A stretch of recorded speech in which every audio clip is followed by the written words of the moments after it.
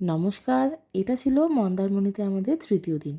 যদিও আমরা দুদিনের জন্যই গেছিলাম, কিন্তু প্রথম দিনের এক্সপিরিয়েন্সটা ঠিক ভালো ছিল না, তাই আমরা সবাই আরও একদিন থেকে গেলাম। আসলে কারোরই বাড়ি আসতে ইচ্ছা করছিল না, তাই জন্য সকালবেলা তাড়াতাড়ি ব্রেকফাস্ট সেরে নিয়ে সবাই মিলে চলে গেলাম পুলে। আজ কিন্তু বেশ খানিকটা সময় ছিলাম।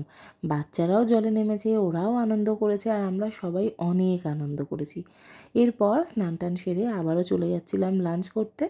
আর মনের মধ্যে একটা অদ্ভুত ভালো লাগা কাজ করছিল এই অ্যাম্বিয়েন্সটার জন্য। এত সুন্দর, এত সবুজ, সত্যি চোখ জুড়িয়ে যায়। তারপর লাঞ্চ সেরে এখানে মামা ভাগ্নের খেলা দেখছিলাম। দিনগুলো কত তাড়াতাড়ি চলে যাচ্ছে। এই গত বছর কাব্য কত ছোট ছিল, আর এখন দেখো কী সুন্দর মামার সাথে বসে বসে খেলা করছে। যাই হোক, এসবের পর আমরা চলে গেলাম ওখানকার পার্কে। বাচ্চাদের নিয়ে গেলে এইসব তো করতেই হবে।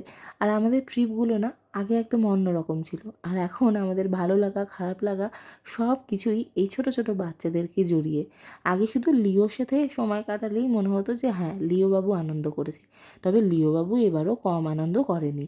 মা, বাবা, মামা সবার সাথে পুরো জায়গাটা ঘুরে দেখেছে। তবে দিনের শেষে মন কেমন করছিল, কাল যে বাড়ি ফিরে যেতে হবে।